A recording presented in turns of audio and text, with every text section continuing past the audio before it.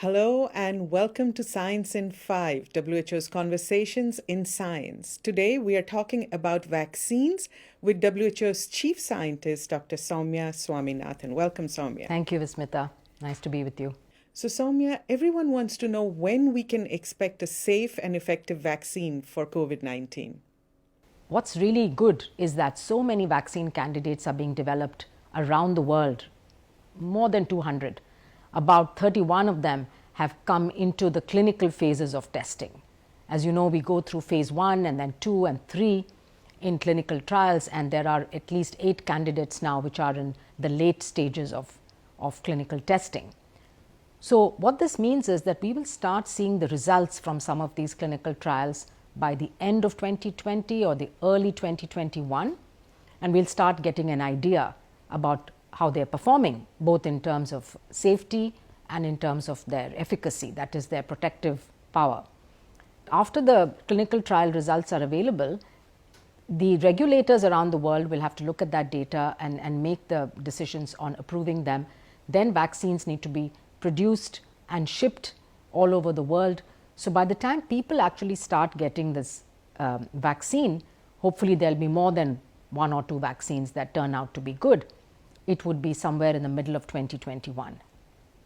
And before we get into vaccines a little more, could you please describe to us what the ideal vaccine for COVID-19 would be like? So for a COVID vaccine, we would like to see one that's very, very effective. So protecting at least 70% of people that receive the vaccine, and the minimum standard that we've set is 50%. So at least 50% should be protected. It must be safe, both in the short term and in the long term. It should be safe in different age groups, from children to pregnant women to the elderly. Ideally, it should be given in a single shot.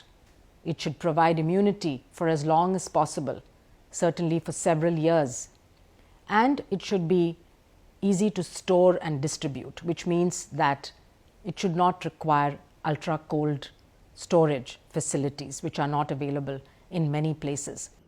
Soumya, as the world rushes to develop a vaccine for COVID-19, there are concerns about its safety and efficacy. How will WHO and countries ensure that this vaccine is safe? That's a really important question, because the public must be reassured that the standards that have been set globally for licensing vaccines and drugs are going to be followed in this case as well, and that there will be no shortcuts. So while we talk about speed and scale and what we can do to support that, we must remember that the benchmarks that have been set, so we talked about the minimum efficacy of a vaccine, the safety profile of a vaccine, the other characteristics of the vaccine that regulators would look at, those must be fulfilled. And the developers must be able to show the data both to the regulatory agencies in countries as well as to WHO. And as you know, we have a process called pre-qualification, where we give a vaccine or a drug a stamp of quality approval, and all of these factors are taken into consideration. We also have the Scientific Advisory Group of Experts on Immunization, the SAGE, that makes the policy guidance on vaccines, and they're going to be looking at this data very carefully before they make recommendations on the use of vaccines, which populations, what precautions are to be taken, how it is to be used, etc. Soumya, once a vaccine is approved for mass deployment, how would WHO and health authorities decide who should get this vaccine and why?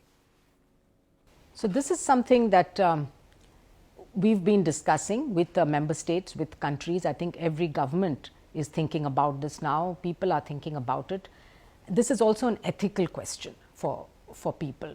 And I think there's sort of general agreement now that those at highest risk of infection, we've seen the frontline workers and the healthcare workers really impacted by COVID-19.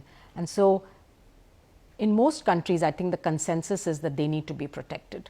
Those who are at the front lines, who have to do their jobs in order to keep everybody else safe and healthy. So because we're going to have limited doses of vaccines initially, so everyone cannot get it, on day one.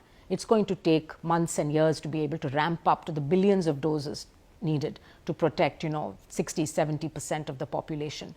So next in line would be those who are highly vulnerable, the elderly, people who have, pre-existing diseases, underlying conditions, which put them at higher risk of mortality and of getting seriously ill with COVID. So those would be the people to prioritize, and then gradually one could expand into the other parts of the population as well. Thank you, Soumya. There you have it. WHO's chief scientist, Dr. Soumya Swaminathan, giving you the latest on vaccines. Remember, as new information comes in, WHO will keep you updated through our website and various social media channels. So stay tuned, stay safe, and stick with science.